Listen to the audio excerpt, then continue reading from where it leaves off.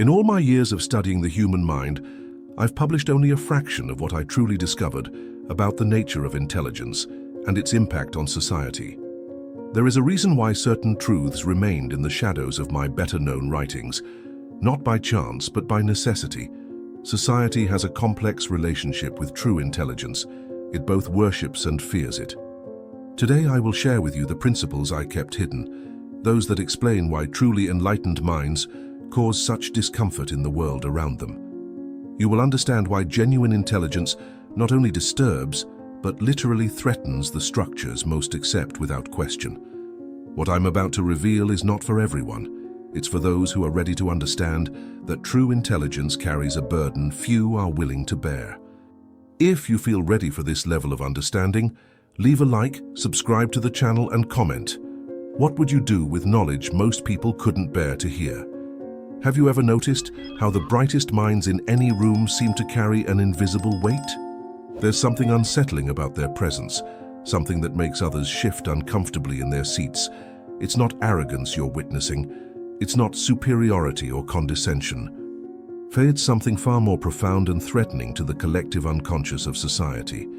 You see, intelligence doesn't just illuminate ideas, it illuminates illusions.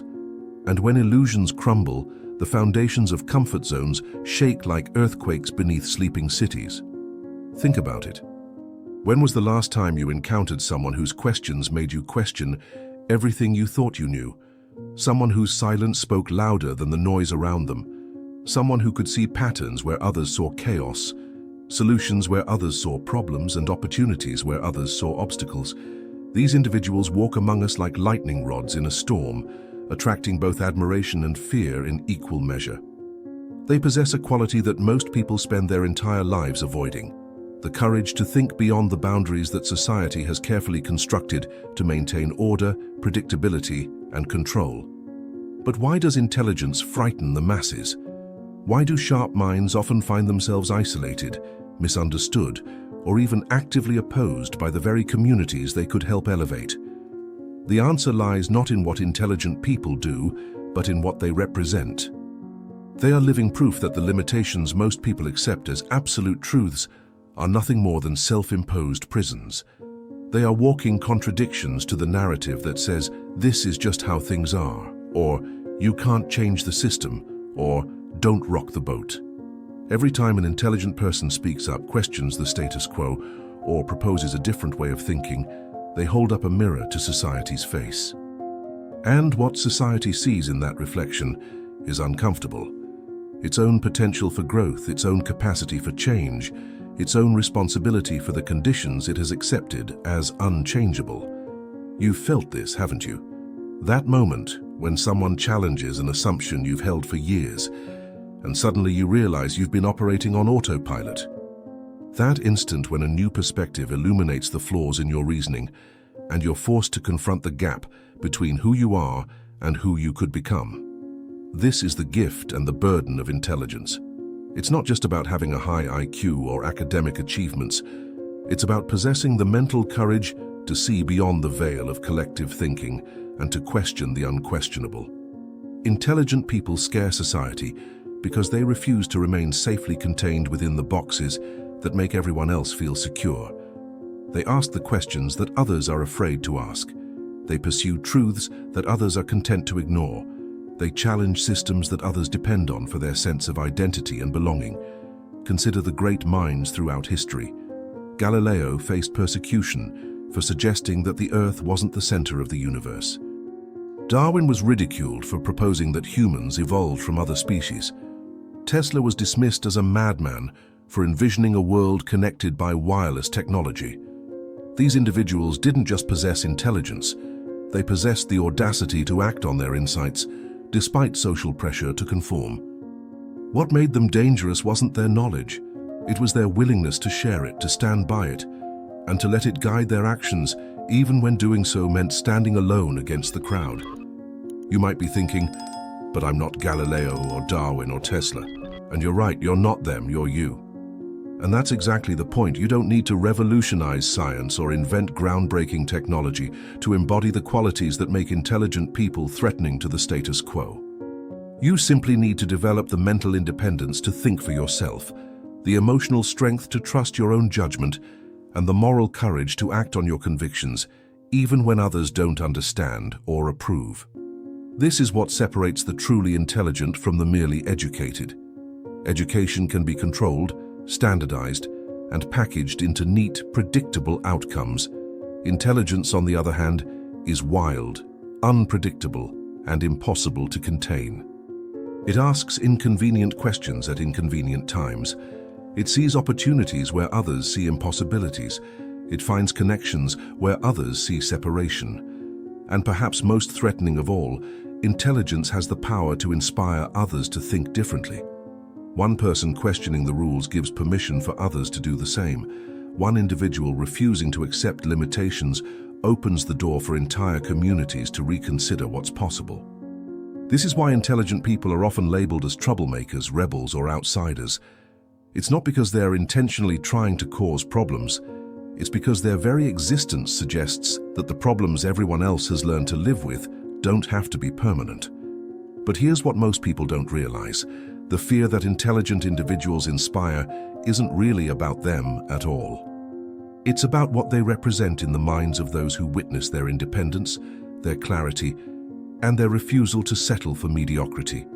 They represent the road not taken, the questions not asked, the potential not realized, the life not fully lived.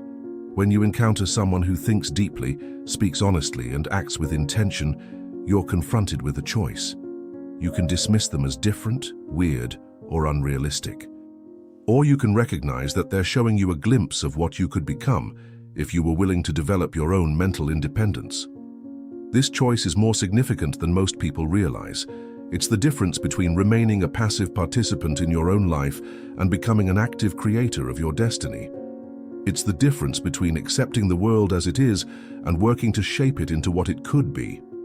Every day you make countless small decisions that either move you toward greater intelligence and independence or keep you safely trapped within the boundaries of conventional thinking. The book you choose to read instead of scrolling through social media, the question you ask instead of nodding along with the crowd, the opinion you form based on your own analysis instead of accepting what you're told to believe. These moments might seem insignificant, but they're not.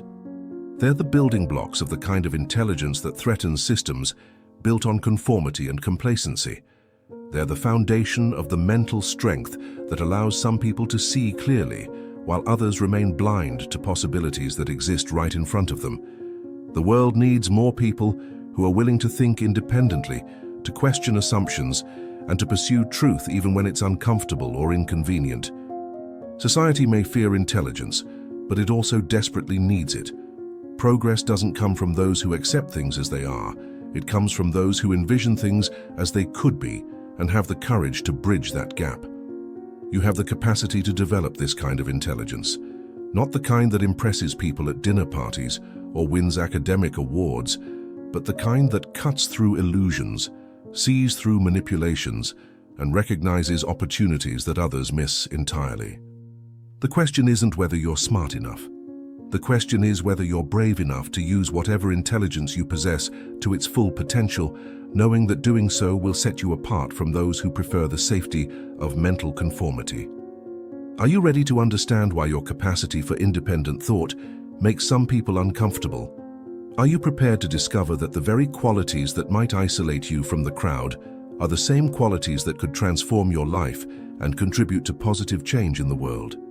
Imagine a society where intelligence wasn't feared but celebrated, where asking difficult questions was rewarded rather than discouraged, where thinking differently was seen as a strength rather than a threat.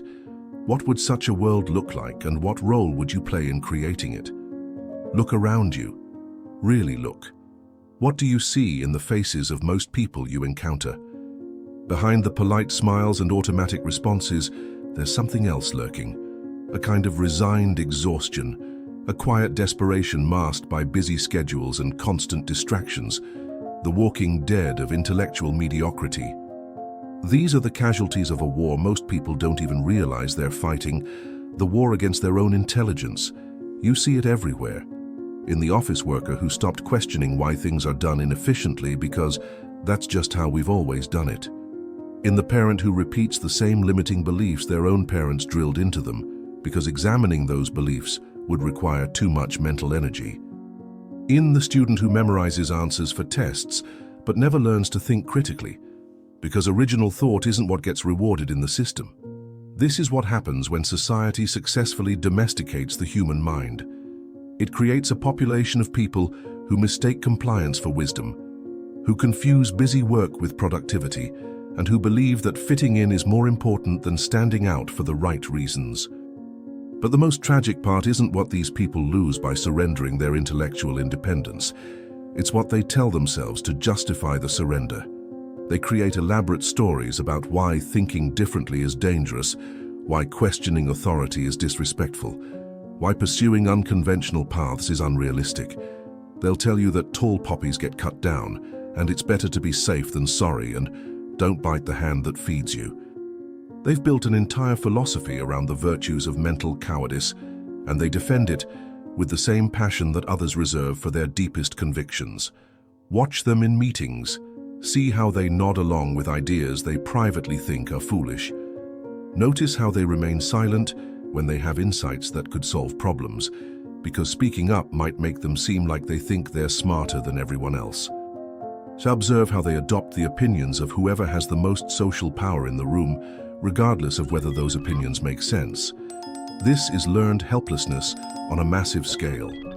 It's the internalization of the message that ordinary people should leave the thinking to experts, authorities, and designated leaders. It's the acceptance of the idea that your role is to follow, not to lead, to consume, not to create, to react, not to initiate. And the saddest part? Most of these people were once children who asked endless questions, who saw possibilities where adults saw problems, who challenged assumptions simply because they hadn't learned yet that assumptions weren't supposed to be challenged. Somewhere along the way, they learned to stop asking why and what if and how could this be better. They learned that curiosity makes people uncomfortable, that intelligence can be threatening, and that it's safer to dim your light than to risk outshining others. Let me tell you about Sarah. She was the kind of child who took apart every electronic device she could get her hands on, not to break them, but to understand how they worked. She read voraciously, asked questions that made adults pause and think, and had a natural ability to see patterns and connections that others missed. In elementary school, her teachers called her gifted. In middle school, they called her intense. By high school, they were calling her difficult. Sarah's crime wasn't malicious behavior or academic failure. Her crime was refusing to pretend that shallow thinking was deep, that busy work was meaningful, or that following rules without understanding their purpose made sense. She questioned why students had to ask permission to use the bathroom. She wanted to know why they were memorizing historical dates without discussing the patterns that led to historical events. She couldn't understand why creativity was encouraged in art class, but discouraged in science and math. Her teachers found her exhausting. Her classmates found her weird. Her parents found her argumentative. And slowly, consistently, the message became clear. Your intelligence is a problem that needs to be solved. So Sarah learned to tone it down. She learned to keep her insights to herself. She learned to give teachers the answers they wanted, rather than the answers she believed were correct. She learned to fit in by dulling the very qualities that made her exceptional. By the time she reached college, Sarah had become an expert at intellectual camouflage. She could mimic the thinking patterns of whatever group she wanted to join. She could suppress her natural curiosity and replace it with strategic conformity. She had successfully transformed herself from a young person with extraordinary potential into someone who was indistinguishable from everyone else. And she told herself this was maturity. She told herself she had learned to be realistic, practical, and socially intelligent. She convinced herself that her earlier tendency to question everything had been a phase she needed to outgrow. Sarah graduated with good grades, found a stable job, and settled into a life that looked successful from the outside. But inside, something had died. The spark that had once driven her to understand and improve everything around her had been extinguished. The curiosity that had made her feel alive had been replaced by a dull acceptance of whatever circumstances she found herself in. Years passed. Sarah went through the motions of living without really being alive. She followed the prescribed path: work hard, save money, buy things, get married, have children, repeat the cycle. She had become exactly what society wanted her to become: a productive, compliant, unquestioning participant in systems that served others better than they served her. But sometimes, in quiet moments, Sarah would remember who she used to be. She would remember the excitement of discovering how things worked, the thrill of asking questions that no one else was asking, the satisfaction of finding solutions that others had missed. And in those moments, she would feel a deep sadness for the part of herself she had sacrificed in exchange for acceptance. Sarah's story isn't unique. It's happening to millions of people right now. Bright, curious, capable individuals are learning to suppress their intelligence because expressing it makes others uncomfortable. They're trading their potential for approval, their authenticity for belonging, their power for safety. And the most insidious part of this process is that it's voluntary. No one is forcing these people to abandon their intellectual independence. They're choosing it because they've been convinced that the alternatives are worse. They've been taught to fear being seen as arrogant, difficult, or antisocial. They've been conditioned to believe that harmony is more important than truth, that consensus is more valuable than accuracy, and that fitting in is more rewarding than standing out. This is how society protects itself from the disruption that intelligence brings. It doesn't have to silence intelligent people by force. It just has to make intelligence socially costly and conformity socially rewarding.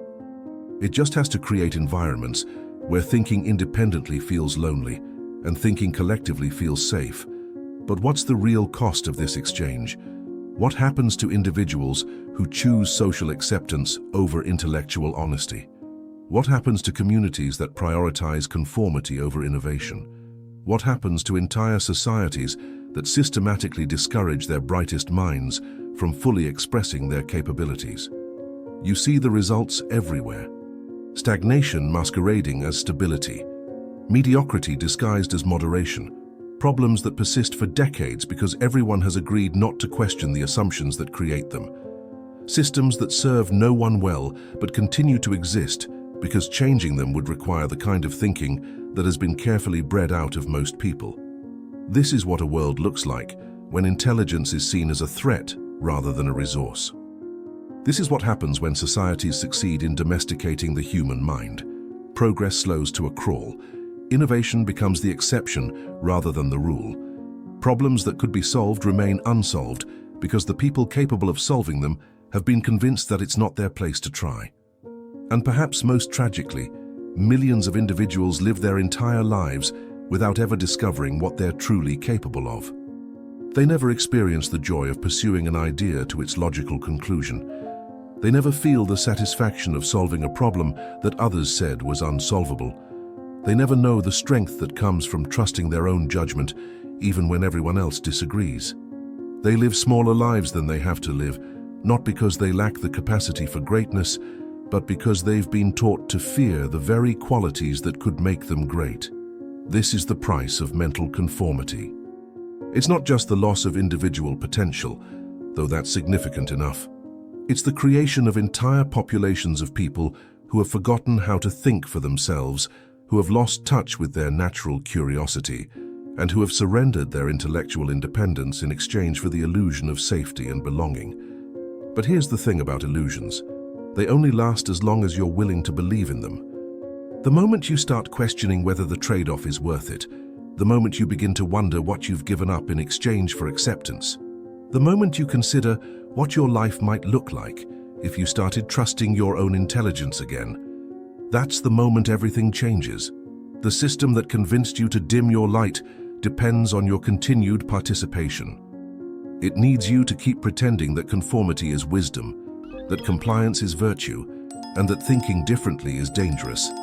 The moment you stop pretending, the moment you start honoring the intelligence you've been hiding, the entire dynamic shifts. And what if you decided to do something different? What if you decided that your intelligence was a gift to be developed rather than a problem to be solved?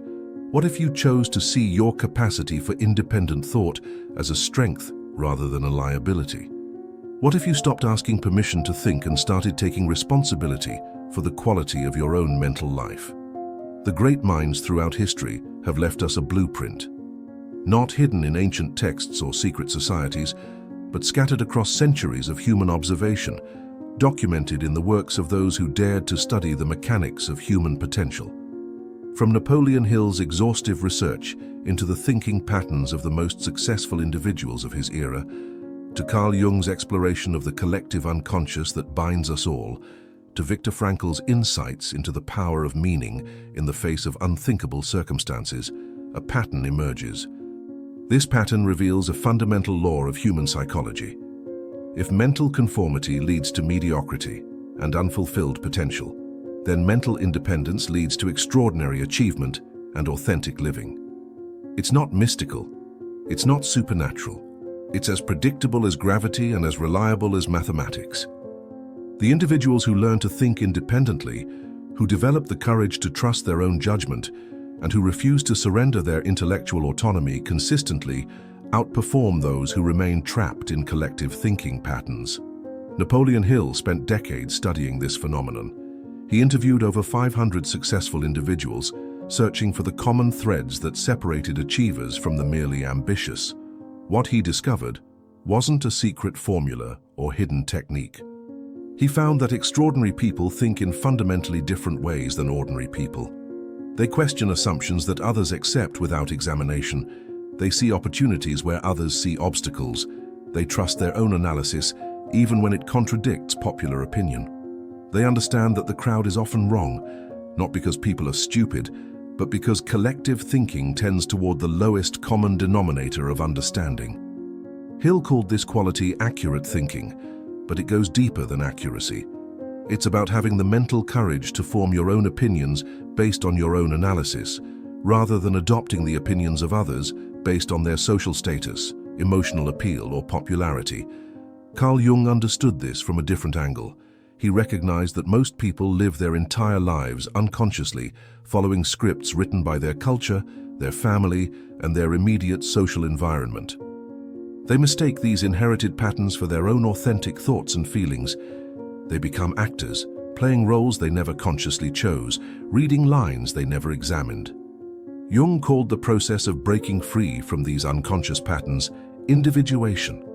It's the journey from being an unconscious participant in collective thinking to becoming a conscious creator of your own mental life.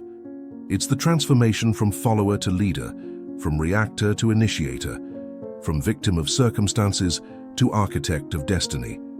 But this transformation comes with a price. When you start thinking independently, you automatically separate yourself from the herd. You become visible in ways that make others uncomfortable. You begin to see through illusions that others depend on for their sense of security. You develop the ability to recognize truth, even when it's inconvenient or unpopular. This is why intelligent people scare society. They represent living proof that the limitations most people accept as unchangeable reality are actually choices that can be unmade. They demonstrate that the problems everyone has learned to live with can actually be solved. They embody the possibility that life can be dramatically different than what most people have settled for. Think of it this way. Society is like a vast river flowing in one direction, carrying millions of people along its current. Most individuals never question where the river is taking them. They simply flow with the current, accepting whatever destination the collective movement determines for them. But some people learn to swim against the current. They develop the strength to move independently of the flow. They can choose their own direction, their own destination, their own speed. These are the individuals who embody mental independence. The river doesn't disappear when you learn to swim against it. The current doesn't weaken because you've developed the ability to resist it. But your relationship to the river changes completely. Instead of being at its mercy, you become its master. Instead of being carried along by forces beyond your control, you become the architect of your own journey. This is the difference between reactive living and intentional living. This is the gap between those who happen to life and those who make life happen. Epictetus understood this principle 2,000 years ago when he taught that we cannot control what happens to us, but we can control how we think about what happens to us.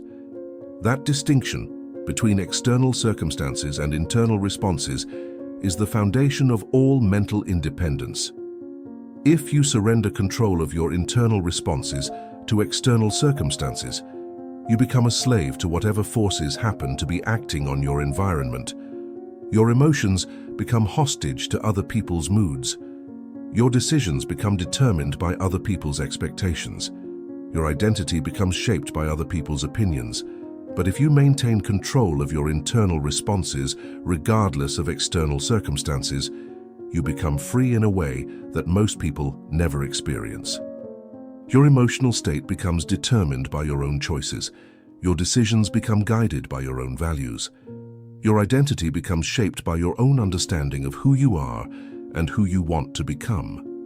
James Clear has documented how this principle applies to habit formation and behavior change. He's shown that the people who successfully transform their lives are those who learn to act based on their own long-term vision rather than reacting to immediate external pressures.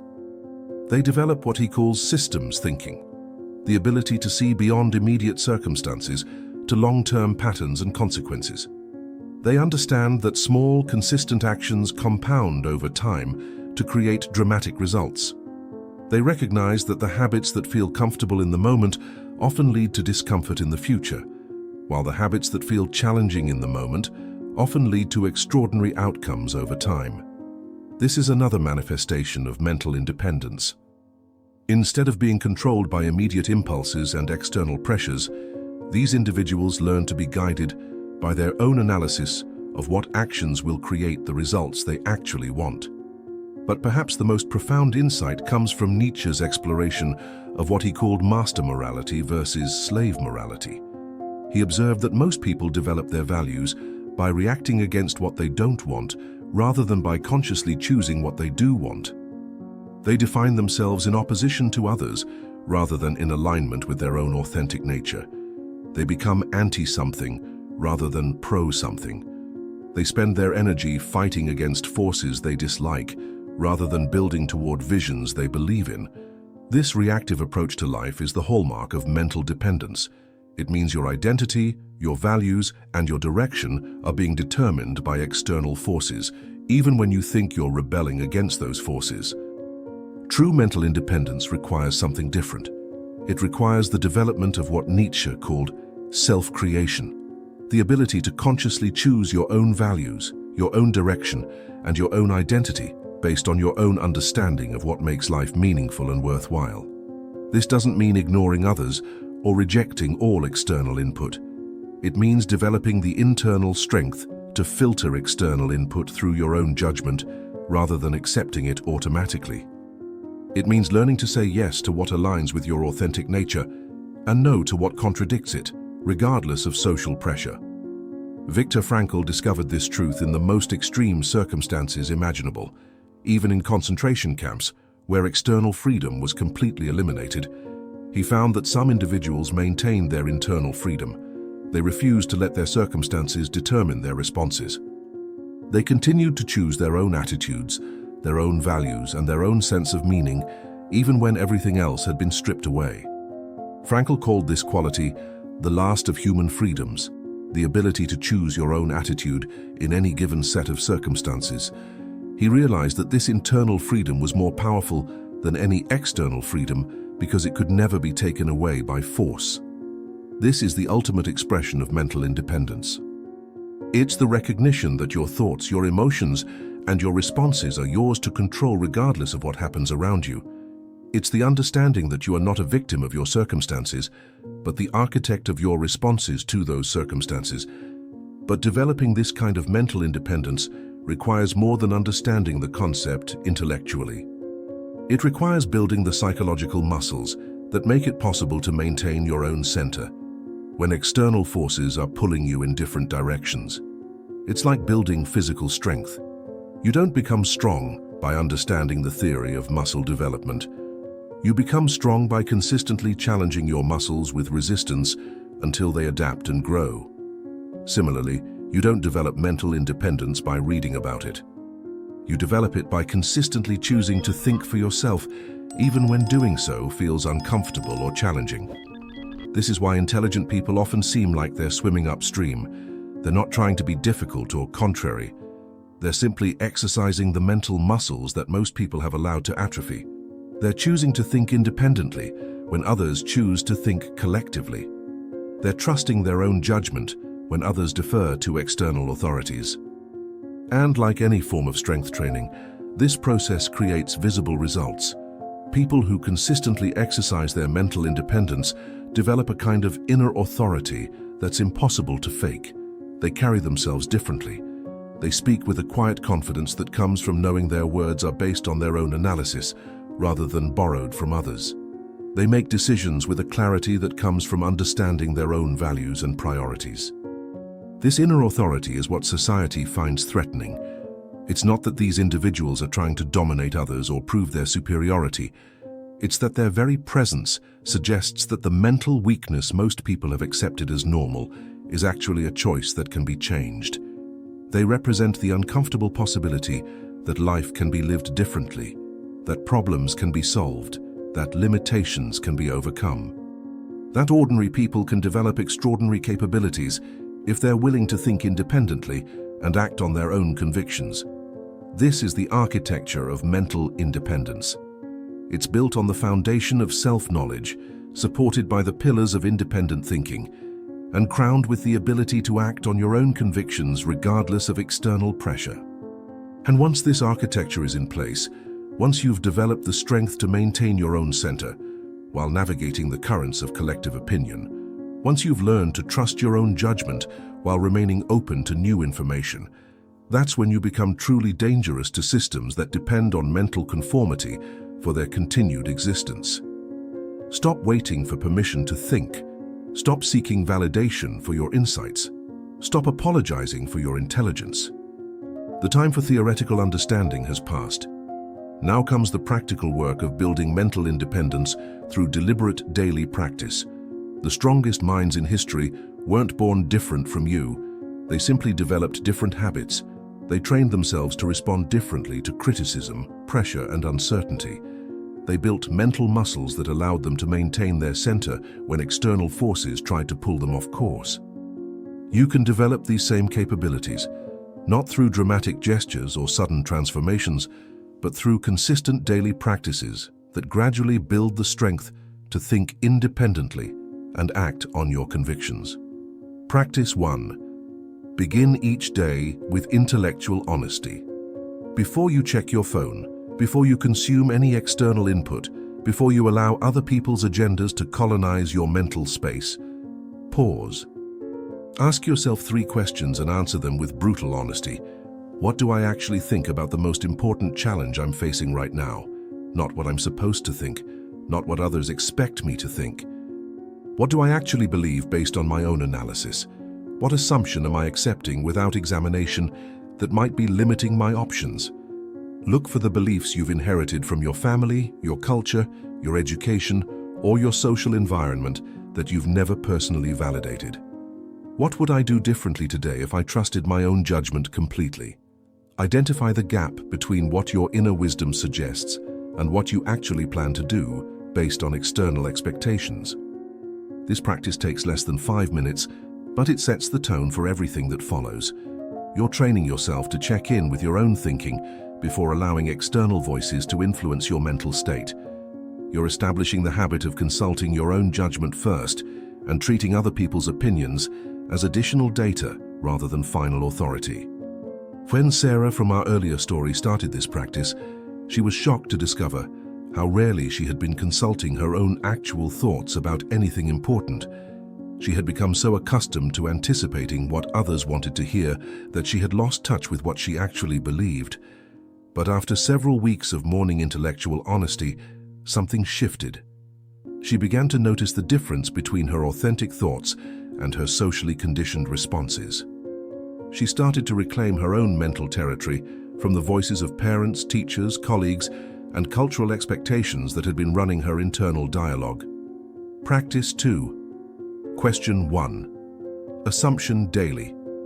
Every day, identify one thing that everyone knows or that just makes sense and examine it skeptically.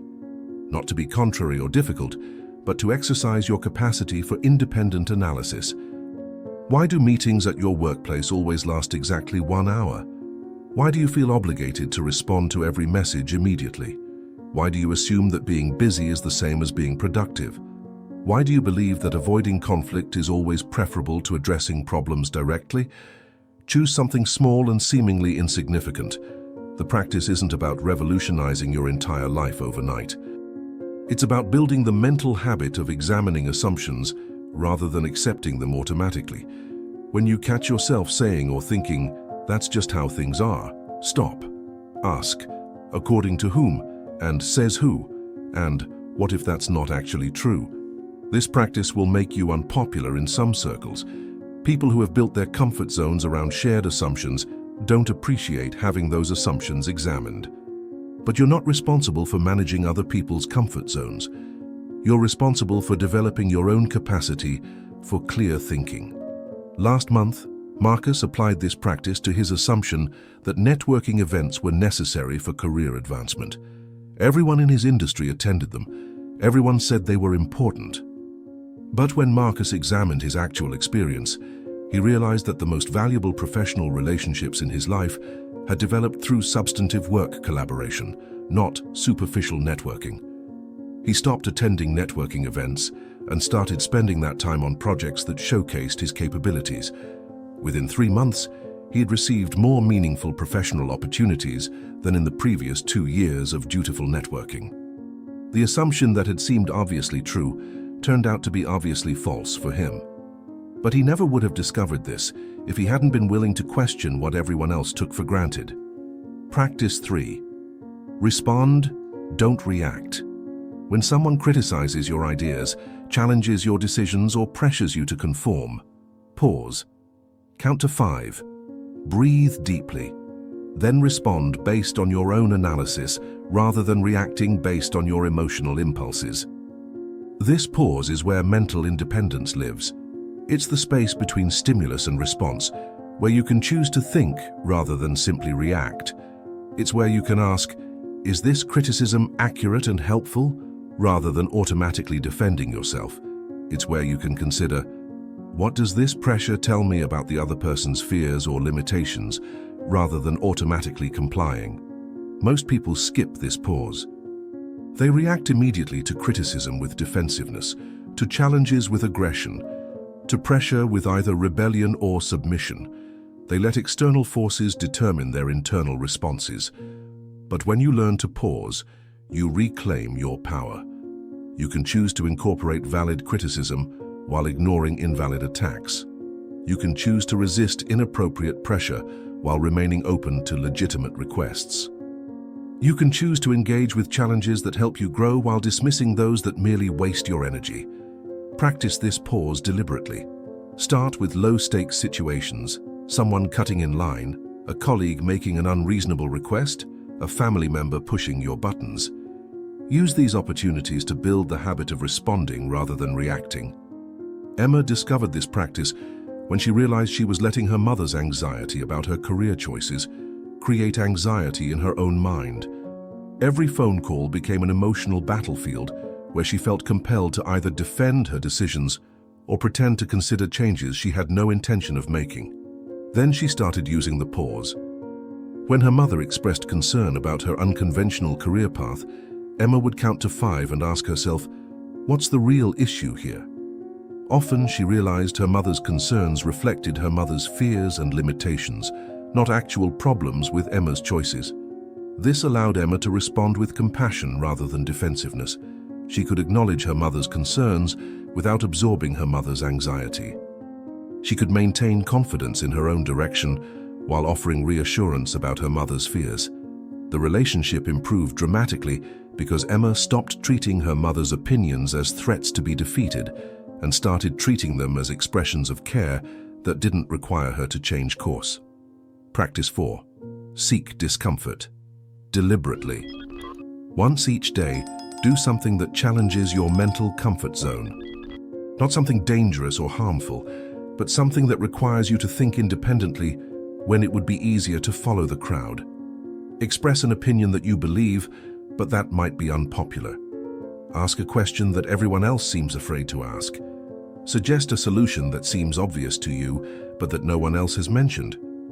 Choose the harder path when you know it's the right path. This practice builds what psychologists call distress tolerance, the ability to remain centered and effective when experiencing discomfort. Most people will go to extraordinary lengths to avoid mental discomfort. They'll compromise their values, abandon their convictions, and betray their own judgment rather than endure the temporary unpleasantness of standing alone. But when you deliberately seek out this discomfort in small doses, you build immunity to it. You discover that you can survive disagreement, criticism, and social disapproval. You learn that your sense of self doesn't depend on other people's approval. Start small. Disagree politely with a popular opinion in a social media comment. Ask a clarifying question in a meeting when everyone else is nodding along. Choose a book, movie, or restaurant that interests you rather than going along with the group consensus. Notice what happens in your body when you do this.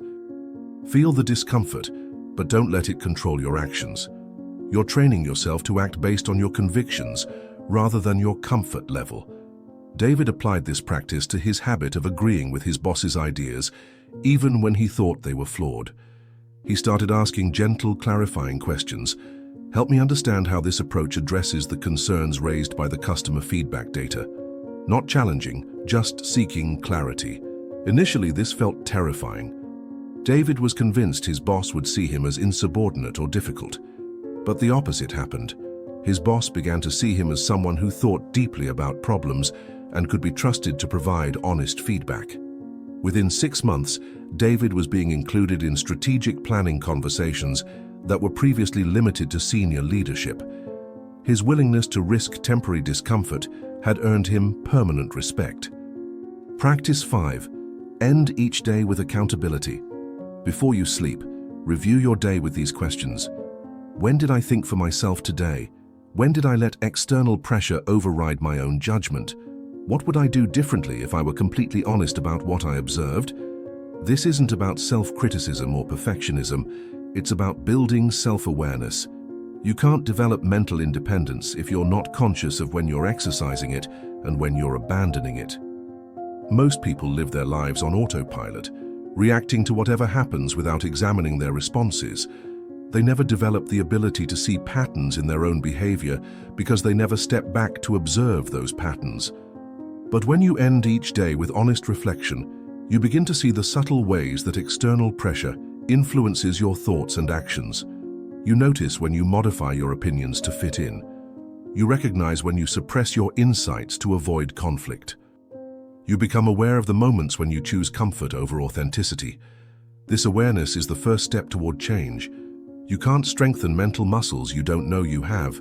You can't resist pressures you're not conscious of experiencing. Keep this review simple and non-judgmental. You're gathering data, not prosecuting yourself. The goal is awareness, not perfection.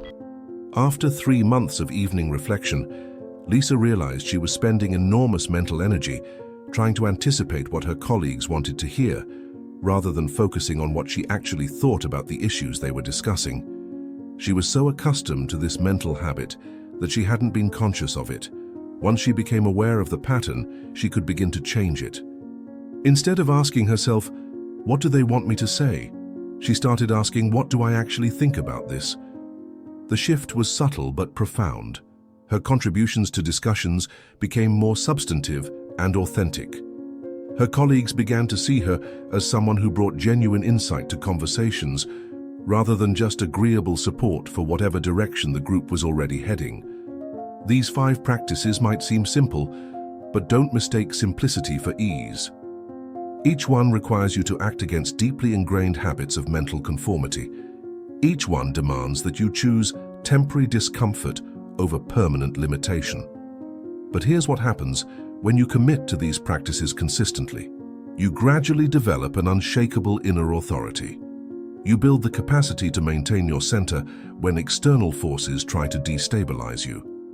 You create a foundation of mental independence that allows you to think clearly, act decisively, and live authentically, regardless of what others expect or demand.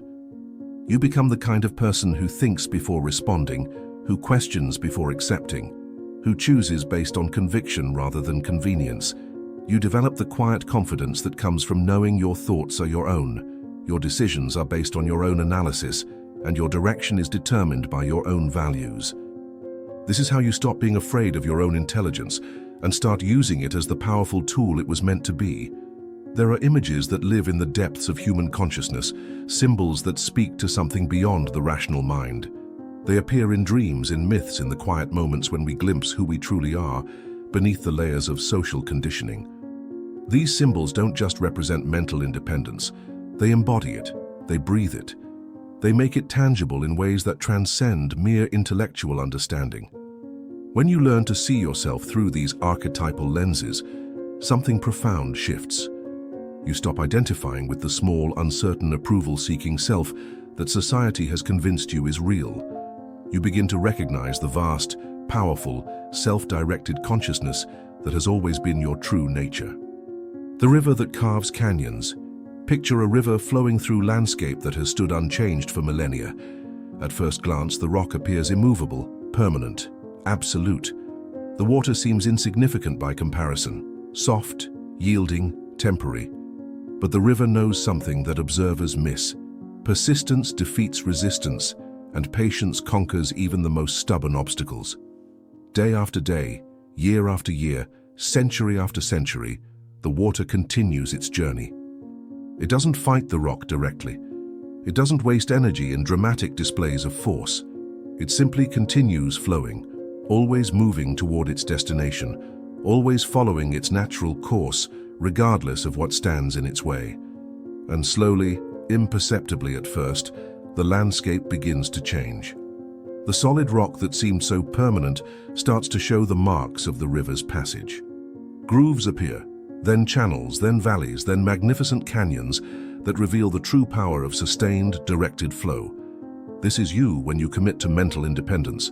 You are the river, and the resistance you encounter, from family, from colleagues, from society itself, is the landscape that seems immovable, but ultimately yields to your persistent authenticity. The critics who tell you to be more realistic are like boulders in your path. They seem imposing, even threatening, but they cannot stop your flow.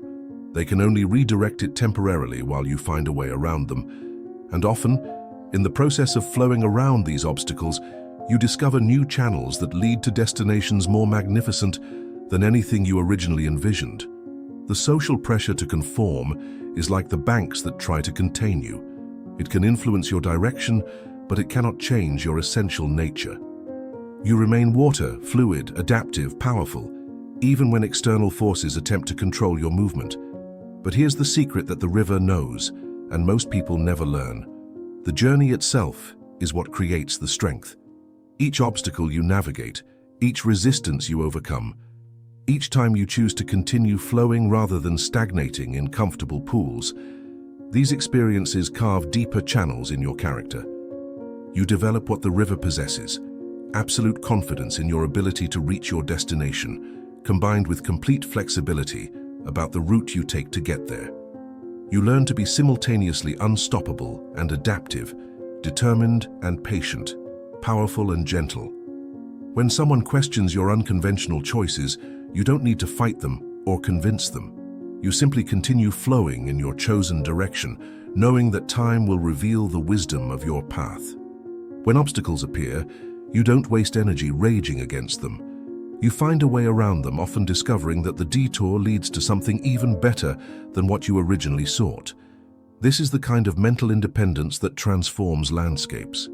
This is the quiet power that carves canyons in the consciousness of those who witness your persistent authenticity.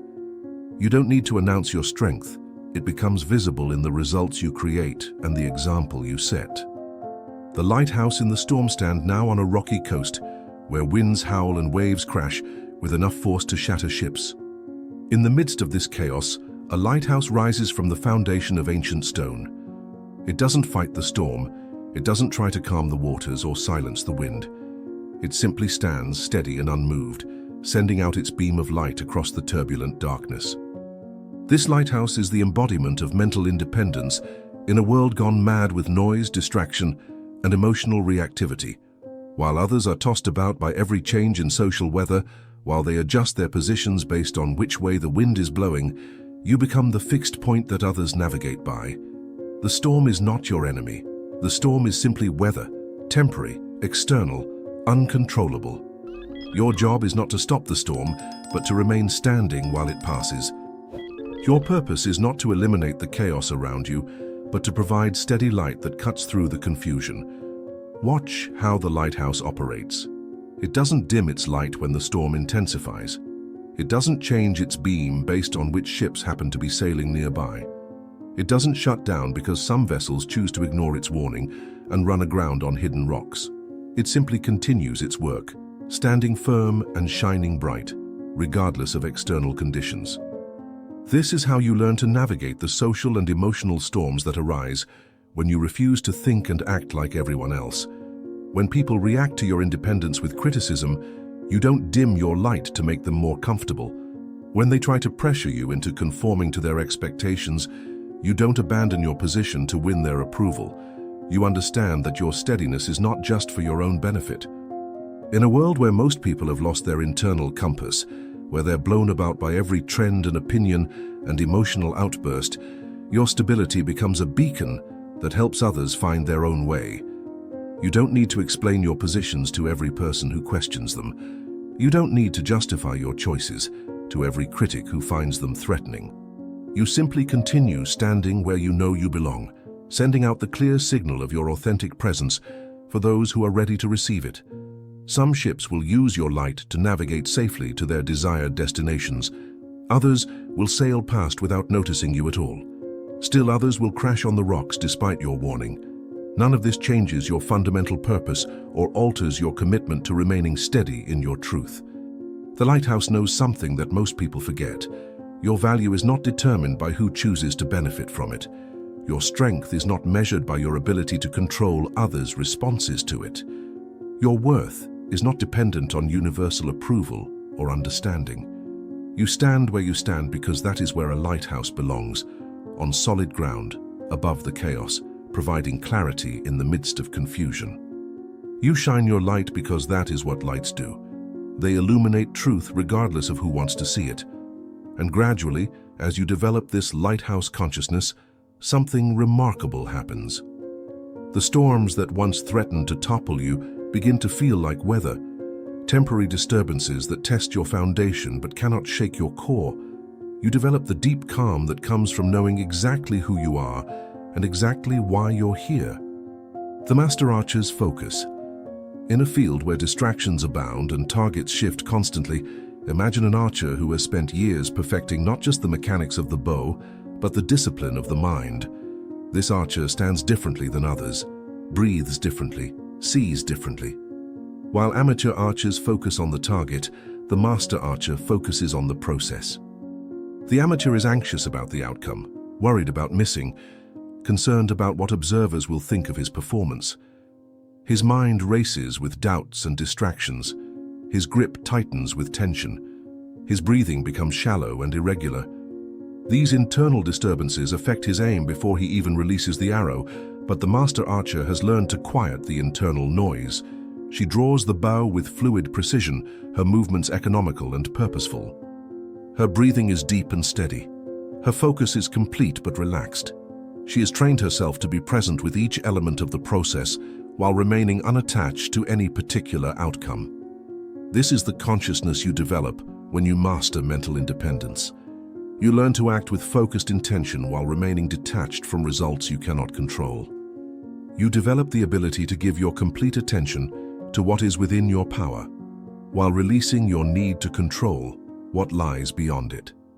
When the master archer aims, she doesn't think about the wind, though she accounts for it. She doesn't worry about the distance, though she adjusts for it. She doesn't focus on proving herself to spectators, though others may be watching. Her entire awareness is concentrated on the perfect execution of this one shot, in this one moment. This is how you learn to navigate decisions when you trust your own judgment over external pressure. You gather the relevant information, You consider the variables you can influence. You align your actions with your deepest understanding of what's right. Then you release the arrow and allow the results to unfold without attachment. The master archer doesn't need to hit the bullseye every time to maintain confidence in her abilities. She knows that mastery is measured not by perfect outcomes, but by perfect process. Some shots will be affected by wind gusts she couldn't predict. Some targets will move unexpectedly. Some arrows will have minor flaws that affect their flight. But none of these external variables diminish her fundamental skill or shake her trust in her trained abilities. She simply draws another arrow, reassesses the conditions, and prepares for the next shot with the same focused attention she brought to the last one. This is the mental independence that allows you to make difficult decisions without being paralyzed by uncertainty. You understand that you cannot control all the factors that influence outcomes, but you can control the quality of your preparation, the clarity of your intention, and the precision of your execution. When others question your choices, you don't need to defend every decision, as if your entire identity depends on being right about everything. You simply explain that you've considered the available information, aligned your actions with your values, and committed to learning from whatever results follow. When outcomes don't match your intentions, you don't interpret this as evidence that your judgment is flawed.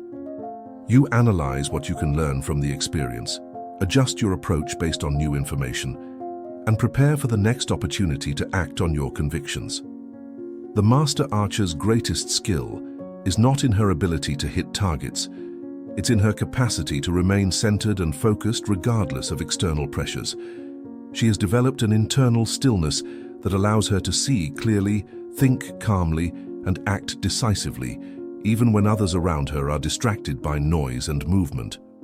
This inner stillness is what you cultivate when you commit to thinking independently and acting authentically. You develop the ability to access your own wisdom in the midst of chaos, to trust your own judgment when others are confused, and to maintain your direction when external forces are pulling you off course. You become like the river that carves canyons through persistent flow, like the lighthouse that provides stability in turbulent weather, like the master archer whose aim is true because her mind is clear. These are not just metaphors. They are representations of the consciousness you can develop when you stop apologizing for your intelligence and start using it as the foundation for an extraordinary life. Each of these symbols lives within you. Each represents a different aspect of the mental independence that is your birthright. When you align with these archetypal energies, you stop being a victim of external circumstances and become a conscious creator of your own destiny. You flow like the river, stand like the lighthouse, and aim like the master archer. And in doing so, you become unstoppable, unshakable, and incredibly powerful in ways that have nothing to do with dominating others and everything to do with mastering yourself. In the end, the most profound intelligence is often expressed not in what you say, but in what you choose not to say. Not in how quickly you react, but in how deliberately you respond. Not in your ability to prove you're right, but in your willingness to let truth speak for itself through your actions. This is the final frontier of mental independence, the mastery of silence, the discipline of patience, and the wisdom to know when your power lies in restraint rather than expression. Watch the people around you. Notice how quickly they fill every silence with words, how desperately they need to be heard, how compulsively they react to every stimulus. They've been conditioned to believe that silence equals weakness, that waiting equals missing opportunities, that restraint equals passivity. But you're learning something different. You're discovering that silence is often the highest form of intelligence, that strategic patience is frequently more powerful than immediate action, and that the ability to remain unmoved by external pressures is perhaps the greatest strength any human being can develop. The strategic power of silence. When someone attacks your ideas, instead of immediately defending them, pause. Let the silence hang in the air. Allow them to hear the echo of their own words. Often what happens in that silence is more revealing than anything you could say in response. You might discover that their attack has no substance behind it, that they were simply reacting emotionally to something that threatened their comfort zone. You might realize that they're actually agreeing with you, but expressing it through opposition, because that's the only way they know how to engage with ideas that challenge their assumptions. Or you might see that their criticism contains valid points that you hadn't considered, in which case your silence allows you to learn rather than defending a position that could be improved. This silence is not weakness. It's not uncertainty. It's the confidence that comes from knowing your thoughts don't require constant validation from others. It's the strength that comes from being secure enough in your own understanding that you don't need to prove anything to anyone who isn't genuinely interested in learning. When you master this strategic silence, people begin to listen more carefully when you do speak. Your words carry more weight because you've demonstrated that you don't waste them. Your opinions become more valued because you've shown that you form them thoughtfully rather than reactively. But perhaps most importantly, this silence gives you access to information that reactive people never receive. When you're not rushed to respond, you can observe the dynamics beneath the surface. You can see what people really believe versus what they're saying. You can identify the fears and insecurities that drive their need to attack ideas they don't understand. This information becomes incredibly valuable in all areas of your life. In professional settings, you begin to understand the political currents that determine which ideas get accepted and which get rejected. In personal relationships, you develop the ability to respond to what people actually need rather than just what they're asking for. The liberation of detachment. The next level of mental independence requires something that most people find terrifying: letting go of your attachment to specific outcomes. This doesn't mean you stop caring about results or stop working toward goals. It means you stop allowing your emotional well-being to depend on getting exactly what you want, exactly when you want it. When you're attached to specific outcomes, you become enslaved to forces beyond your control. Your mood depends on other people's decisions. Your sense of self-worth fluctuates based on external recognition. Your peace of mind becomes hostage to circumstances that you can influence but cannot guarantee. But when you learn to hold your goals lightly, to work toward them with full commitment while remaining unattached to whether you achieve them, you become truly free. You can give your best effort without being destroyed if your best effort doesn't produce the results you wanted. You can pursue your vision without being derailed by obstacles that temporarily block your path. This detachment is not indifference. It's not giving up or lowering your standards. It's recognizing that your value as a human being is not determined by your ability to control outcomes that depend on variables beyond your control. When you apply for a job, you can prepare thoroughly, present yourself authentically, and demonstrate your capabilities without being devastated if they choose someone else. When you propose an idea, you can research it carefully, present it persuasively, and advocate for it passionately without being crushed if others reject it. When you pursue a relationship, you can be genuine, caring, and vulnerable without being destroyed if the other person doesn't reciprocate your feelings. This detachment actually makes you more effective, not less. When you're not afraid of failure, you can take risks that lead to extraordinary success. When you're not desperate for approval, you can be authentic in ways that actually earn more respect. When you're not attached to being right, you can focus on being useful. People are drawn to this energy. There's something magnetic about someone who cares deeply about their work without being desperate about the results.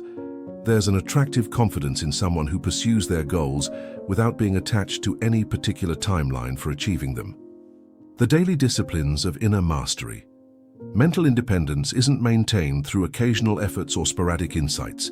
It's built and sustained through daily practices that strengthen your connection to your own inner wisdom while reducing your dependence on external validation. Begin each morning with 3 minutes of gratitude. Not the superficial listing of things you're supposed to be thankful for, but a genuine appreciation for the capacity you have to think independently, to choose your responses, and to create meaning in your own life. This practice trains your mind to focus on what you can control rather than what you cannot, on what you have rather than what you lack, on possibilities rather than problems. Spend 10 minutes each day in silence. Not necessarily formal meditation, though that works too. Simply sit quietly without input. No phone, no music, no conversation, no mental agenda. Allow your mind to settle into its natural state without the constant stimulation that keeps most people addicted to external sources of meaning. In this silence, you begin to hear your own thoughts clearly. You start to distinguish between the voice of your authentic self and the chorus of inherited opinions that masquerade as your own beliefs. You develop the ability to access your intuitive wisdom without the interference of social conditioning. Practice deliberate self-control in small matters throughout the day. When you want to check your phone, wait 5 minutes first. When you feel compelled to defend yourself against a minor criticism, choose to remain silent instead. When you're tempted to seek validation by sharing good news immediately, sit with the satisfaction privately before telling others. These micro-practices build the mental muscles that allow you to maintain autonomy in major decisions. They train you to act based on your own timing rather than external pressure. They develop your capacity to find fulfillment from internal sources rather than external recognition. End each day by acknowledging one moment when you chose authenticity over approval, truth over comfort, or independence over conformity. This practice reinforces the neural pathways that support mental independence while building awareness of your own progress. The integration of all you've learned. You began this journey by understanding why intelligent people threaten social systems built on conformity. You saw how the majority of people surrender their intellectual independence in exchange for the illusion of safety and belonging. You discovered the principles that separate those who think independently from those who think collectively. You learned practical strategies for building mental independence through daily choices. You practiced responding rather than reacting, questioning assumptions rather than accepting them automatically, and seeking discomfort rather than avoiding it. You developed the ability to pause before speaking, to think before acting, and to choose based on your own values rather than external expectations.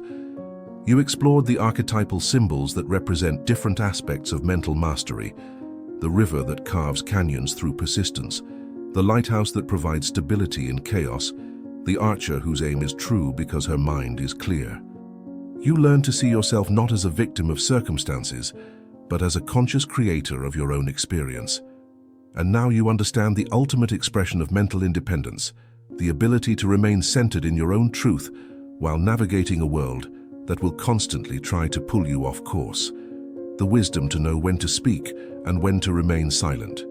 The strength to pursue your goals without being enslaved by your attachment to specific outcomes. This is not a destination you reach once and then maintain effortlessly. It's a way of being that you choose repeatedly, in small moments and large decisions, when it's easy and when it's difficult, when others support you and when you stand alone. Every time you choose to think for yourself, rather than accepting inherited opinions, you strengthen your mental independence. Every time you respond from your center, rather than reacting from your conditioning, you build your inner authority. Every time you act on your convictions, despite social pressure to conform, you demonstrate that individual consciousness is more powerful than collective unconsciousness. The call to immediate action. Tomorrow morning, you will wake up and face the same choice you faced every day of your adult life. Will you think for yourself, or will you let others do your thinking for you? Will you trust your own judgment, or will you defer to external authorities? Will you honor your authentic nature, or will you perform whatever role others expect you to play? This choice doesn't require dramatic gestures or life-altering decisions.